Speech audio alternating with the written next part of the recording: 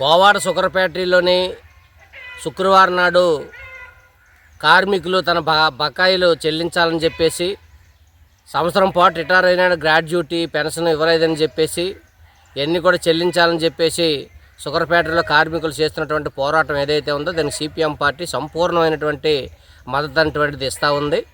ఒకటి. రెండోది, ఈ జిల్లాలో ఉన్నటువంటి షుగర్ ఫ్యాక్టరీలన్నీ ఆదుకుంటాం, షుగర్ ఫ్యాక్టరీలకు పూర్వవైభవం తీసుకొస్తాం, వాటిని ఆధునీకరిస్తామని చెప్పేసి అనకాపల్లి పార్లమెంట్ సభ్యులు సీఎం రమేష్ చెప్పినటువంటి మాటలు ఈరోజు కూడా నీటి మూటలుగానే మిగిలిపోయి వాటిని ఆదుకునేటువంటి పరిస్థితి ఈరోజు కనిపించట్లేదు.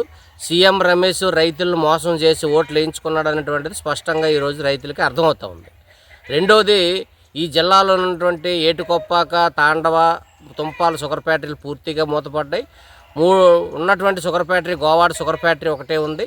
ఈ షుగర్ ఫ్యాక్టరీలోని సంవత్సర కాలం నుండి చెరికేసినటువంటి రైతులకు ఈరోజు కూడా సక్రమంగా బకాయిలు చెల్లించినటువంటి పరిస్థితి లేదు. దీనికి రైతులు బకాయిలు గత సంవత్సరమే చెల్లించలేదు, ఇప్పుడు చెరికేస్తే బకాయిలు ఇస్తారా ఇవ్వరా అనేటువంటి అనుమానాలతోని ప్రైవేటు చెరుక్కి వేసుకునేదానికి ఈరోజు సిద్ధపడేటువంటి పరిస్థితి ఈరోజు కనిపిస్తూ ఉంది.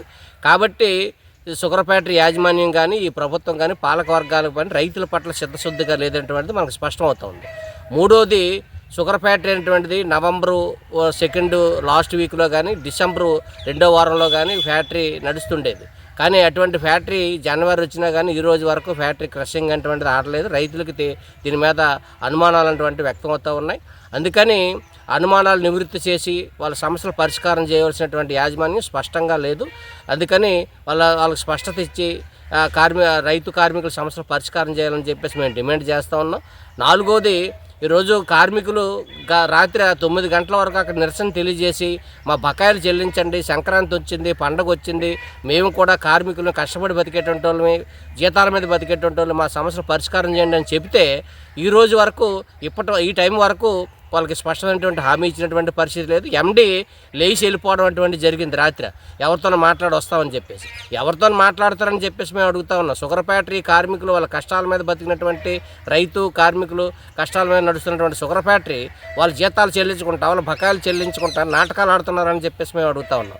కాబట్టి సీఎం రమేష్ లాంటి పార్లమెంట్ సభ్యులు, కూటమి ప్రభుత్వం ఈరోజు రైతాంగాన్ని మోసం చేసి వాళ్ళు ఓట్లు వేయించుకొని నాటకాలు ఆడేటువంటి పరిస్థితి ఈరోజు కనిపిస్తూ ఉంది. షుగర్ ఫ్యాక్టరీ ఆస్తులన్నీ కూడా ఒకటే అమ్ముకొని వాళ్ళు సొమ్ము చేసుకొని ఈరోజు ప్రభుత్వం చూస్తూ ఉంది. ఈరోజు ఈ జిల్లాలోని అనేకటువంటి ఫ్యాక్టరీలు పెడుతున్నాం, కార్మికులు ఉపాధి కల్పిస్తామని చెప్పేసి నేను నరేంద్ర మోడీ గారు చెప్పినటువంటి దాంట్లో ఉన్న షుగర్ ఫ్యాక్టరీలే తెరిపించినటువంటి పాలక వర్గాలు, ఈ నరేంద్ర మోడీ ప్రభుత్వం, బీజేపీ ప్రభుత్వం ఈరోజు కొత్త ఫ్యాక్టరీలు పెట్టి రైతుల్ని కార్మికులు ఏం ఉద్ధరిస్తుందని చెప్పేసి మేము అడుగుతా ఉన్నాం. అందుకని వాళ్ళు అక్కడ బల్క్ డ్రగ్ పరిశ్రమ పెట్టి అక్కడ ముంచేసి కాలుష్యం కూరల్లో నక్కపిల్లని నాశనం చేసేసి ఇక్కడేమో విశాఖపట్నం అక్కడ ఒక స్టీల్ ప్లాంట్ని పూర్తిగా అమ్మేసి అక్కడ మెటల్కి స్టీల్ ప్లాంట్కి పర్మిషన్ ఇస్తామని చెప్పేసి కొత్త పరిశ్రమలకి మీకు ఇనుప ఖనిజం ఇస్తాం కాబట్టి ప్రైవేటు శక్తులకి, కార్పొరేట్ సంస్థలకి ఈరోజు ఇనుప ఖనిజాలు కట్టబెట్టి మీరు ఫ్యాక్టరీలు పెట్టుకోండి అని చెప్తా ఉంది. ఉన్న స్టీల్ ప్లాంట్ను మూసేస్తూ ఉంది. అంటే ఇదే కార్మికులకి మీరు ఇచ్చినటువంటి హామీ అని చెప్పేసి మేము అడుగుతా ఉన్నాం. అందుకని ఈ జిల్లాలో ఉన్నటువంటి ఏదైతే షుగర్ ఫ్యాక్టరీలు ఉన్నాయో షుగర్ ఫ్యాక్టరీలు మీరు ఆదుకుంటామని, ఎలక్షన్లో ఆధునీకరిస్తామని చెప్పేసి మీరు ఏదైతే స్పష్టమైన హామీ ఇచ్చారో ఆ హామీని నిలబెట్టుకోండి.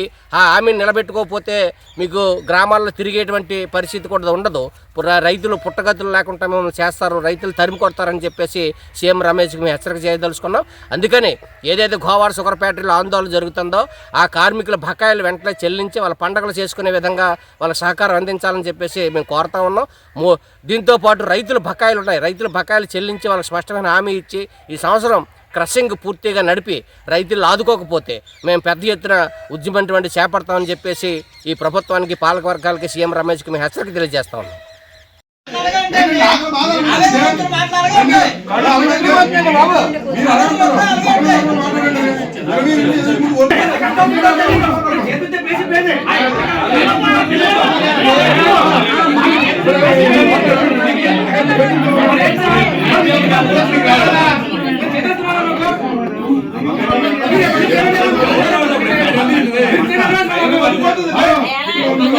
మీరు అందరూ సమాధానం